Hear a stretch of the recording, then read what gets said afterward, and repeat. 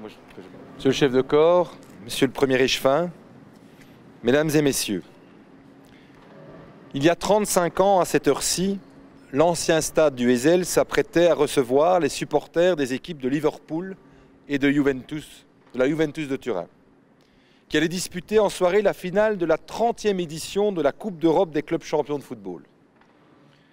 Le stade du Heysel était réputé sur la carte du football européen et bénéficiait d'une expérience reconnue dans l'organisation de grands événements sportifs. Il avait en effet déjà eu l'honneur d'accueillir 3 précédentes finales de la Coupe des clubs champions et même 4 en comptant la rencontre rejouée à quelques jours de distance entre le Bayern de Munich et l'Atlético Madrid qui s'étaient quittés à égalité au terme d'un match initial en 1974. Toute l'attention des amateurs de football du monde entier se portait donc vers Bruxelles, où la chaude journée de printemps s'annonçait passionnée. Hélas, la fête du football aura tourné à la tragedie. Een Europese tragedie. Zo werd ze beschreven, want tientallen miljoenen televisiekijkers hebben deze tragedie live meegemaakt. De verwachte vreugde maakt plaats voor chaos, bloed, tranen en rouw. 39 personnes sont mortes ce soir-là, dans l'effondrement du bloc Z, de sinistre mémoire, alors qu'elles étaient simplement venues soutenir leur équipe et voir un match entre les meilleures équipes de football d'Europe. La faute aux hooligans de Liverpool, la faute aussi à un encadrement sécuritaire insuffisant. La suite de cette catastrophe seront à la mesure de l'émotion suscitée. Une commission d'enquête parlementaire identifie les manquements qui ont causé le drame. Les coupables de l'assaut ont été jugés et condamnés. Les clubs anglais sont interdits de compétition européenne pendant 5 ans et même 8 ans pour Liverpool. Une réponse durable et déterminée est enfin apportée au phénomène du hooliganisme. En Belgique, le stade du Malheur est intégralement rénové et porte désormais son nom actuel, le stade Roi-Baudouin. C'est dans ce nouveau stade que s'est joué dans des conditions de sécurité optimales plusieurs matchs de l'Euro 2000 de football.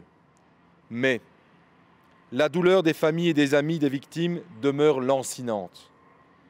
Het is aan de 39 slachtoffers en hun families dat ik het plechtige eerbetoon van de autoriteiten van de stad Brussel brengt. Voor een echte verzoening tussen de 2 clubs en hun supporters was het waarschijnlijk nodig dat het onroerende bijeenkomst tussen Liverpool en Juventus in de kwartfinales van de Champions League in plaatsvond. Cette amitié aussi entre les clubs de football, entre les supporters, ce que doit devenir le sport le plus populaire du monde, est évidemment ce qui nous rassemble aussi aujourd'hui. Mais surtout de ne pas oublier ces victimes, de ne pas oublier ces noms qui sont gravés indéfiniment sur ce mur ici à ma droite, pour rappeler ce souvenir. C'est le moins évidemment que pouvait faire la ville de Bruxelles. Je salue aussi, au titre de cette réconciliation, la présence à mes côtés de Madame Elena Basile, ambassadrice d'Italie, et de Monsieur Martin Shearman, l'ambassadeur du Royaume-Uni à Bruxelles, qui ensemble symbolisent cet indispensable apaisement. À l'heure où la pandémie mortelle du Covid-19 a mis à l'arrêt la vie économique, sociale, culturelle et sportive de nos sociétés, on constate combien le sport, et le football en particulier, nous manque, comme manque à tous tout ce qui fait la communauté d'individus. Mais l'épreuve qu'impose le Covid-19 à nos sociétés nous rappelle que, comme au football, on gagne ou on perd en équipe. Je vous remercie. Ik dank u.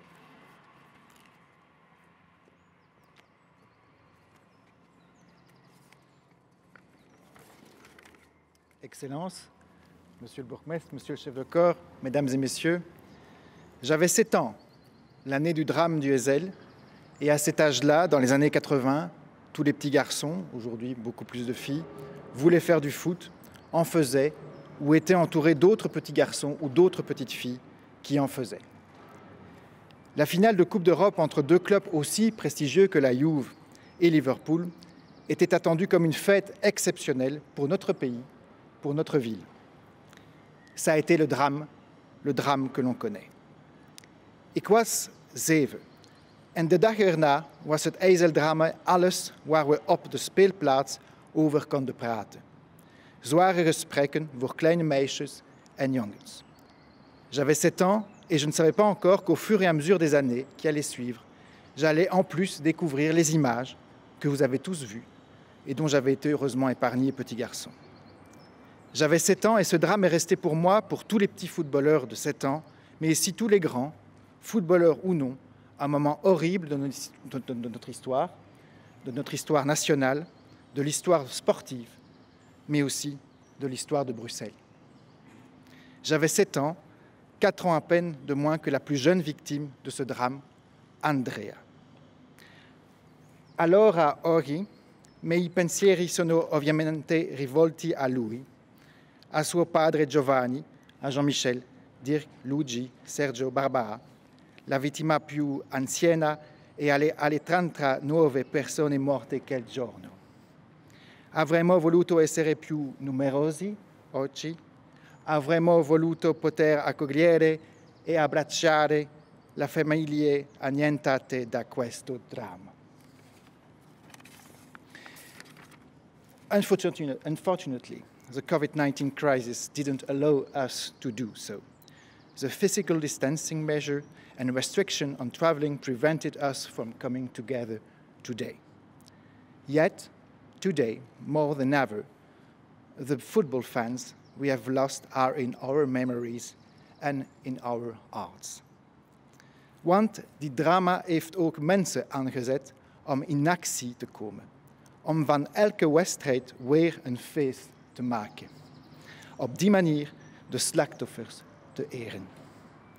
Pour que le foot, comme tous les autres sports, véhicule à nouveau des valeurs essentielles comme l'effort, le dépassement de soi, la communion avec les membres de son équipe et de l'équipe adverse, le partage entre supporters, le fair play dans l'affrontement sportif, le respect de soi, de son corps, de l'autre. Nous n'oublierons jamais Andrea, son père et toutes les autres victimes du drame du Ezel. Elles ont subi ce que le sport peut faire de pire, mais surtout, elles nous ont tous forcés à atteindre ce que le sport peut offrir de meilleur, le sport.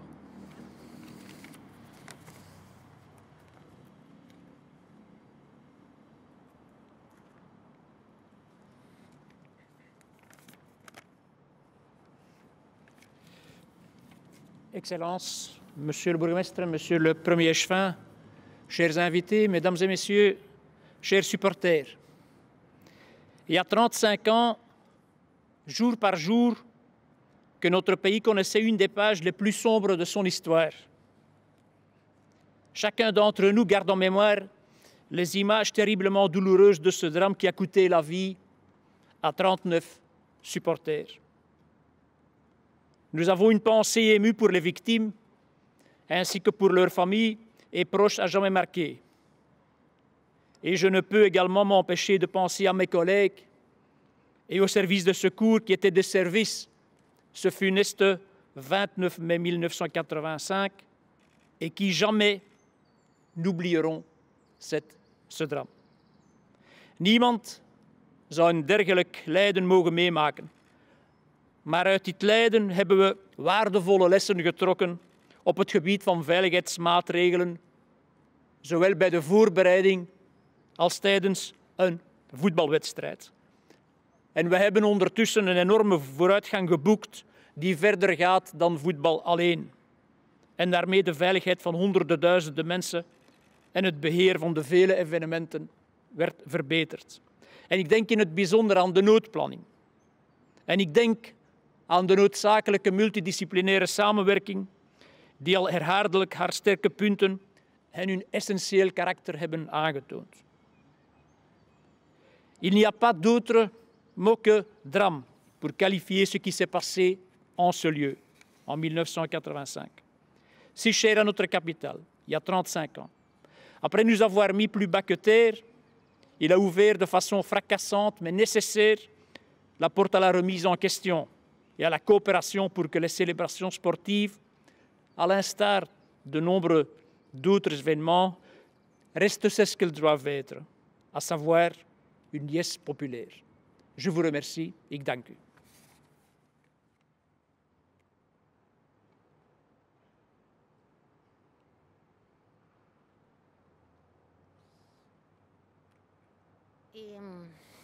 Je voudrais avant tout remercier le bourgmestre Philippe Claus, l'échevin Ellings pour cette invitation à une cérémonie que, malgré les conditions auxquelles le Covid-19 nous force, est là pour rappeler un désastre terrible. 39 victimes, 32 Italiens et centaines de blessés. Je voudrais naturellement saluer toutes les autorités de la ville et mon cher collègue Martin, l'ambassadeur du Royaume-Uni. Comme on l'a dit, en 1985, la violence des supporters de Liverpool, la prise de la tribune a causé l'écroulement du muret, le désastre du stade. Et il y avait une impréparation. Peut-être c'était la première fois qu'on voyait une explosion de la violence. Et donc, oui, beaucoup d'erreurs ont été faites. Et même le match a déroulé. La Juventus a fêté sa victoire. Et puis la honte pour la souffrance qu'il y avait eu autour de ce match a été terrible. Bon, on le sait bien, le sport est une école de vie. Quand la compétition est fondée sur le respect des règles et le respect de l'adversaire. Mais la violence des supporters, dans ce cas du Liverpool, l'hooliganisme, mais on le sait qu'aucun pays échappe quelquefois à cette violence, n'a rien à voir avec le sport. Le sport est l'occasion pour manifester cette violence et la haine de l'adversaire. Bon, je crois que la mémoire est importante parce que ces morts, ces victimes ne sont pas mortes pour rien. Et en effet, le stade a été complètement rénové. Le stade Roi Baudouin a compensé les mesures qu'il n'y avait pas. Et maintenant, a été, comme dans tous les pays, il y a eu rénovation pour rendre les stades sûrs, sécurisés, et pour combattre les phénomènes de violence. Je crois que les associations balistiques aujourd'hui se réconcilient et s'unissent dans le refus de la violence. La communauté italienne a été durement frappée. On ne peut pas comparer peut-être ça à la catastrophe de Marcinelle, quand tous les mineurs italiens du bois du Cassier, quand les mineurs italiens sont morts, mais a été quand même une étape douloureuse dans l'histoire des Italiens en Belgique. Je voudrais aussi dire que la coopération entre les associations balistiques, mais entre les États, Royaume-Uni, Italie, Belgique et en Europe, il y a toujours des réunions UEFA Europe, ça sert justement à ça, à combattre ce climat de violence qui peut accompagner les manifestations sportives. Et je voudrais terminer par dire que cette coopération, dans un cadre multilatéral, du moins en Europe, sert aussi à combattre une autre violence. C'est la violence de la pauvreté, c'est la violence de la crise du Covid qui nous a tous frappés. Merci.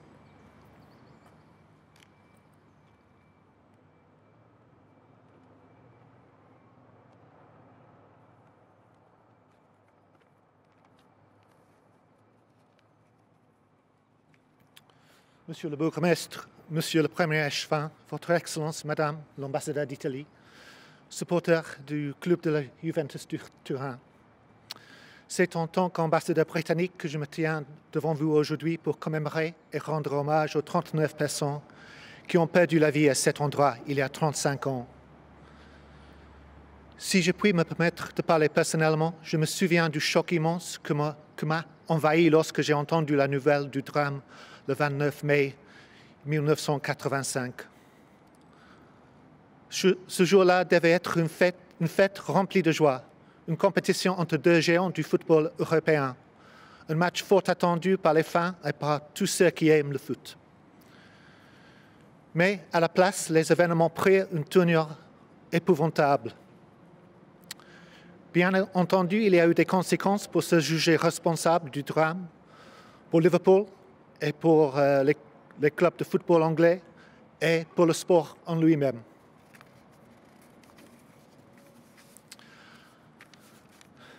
Maar het verdriet van de mensen die familie en vrienden verloren tijdens de tragedie blijft bestaan. Mijn gedachten en spijtbetuigingen gaan uit naar alle getroffenen die op die dag vreselijke verlies en verdriet hebben geleden. Sport en voetbal kunnen veel vreugde brengen. Velen van ons hebben dit gemis zeer gevoeld tijdens deze coronaviruscrisis. But it is important that we remember the tragedy that took place here and that we never lose sight of its lessons. Rivalry should always be friendly, and understanding must always trump enmity. I thank you.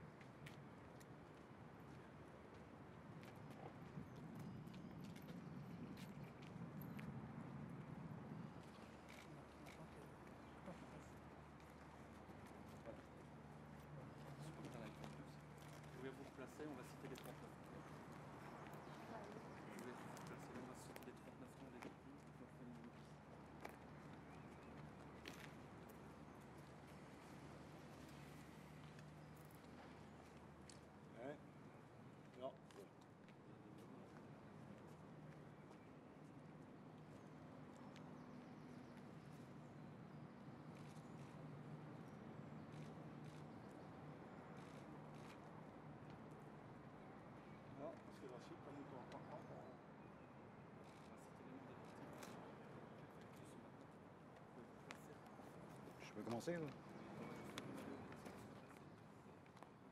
Hein?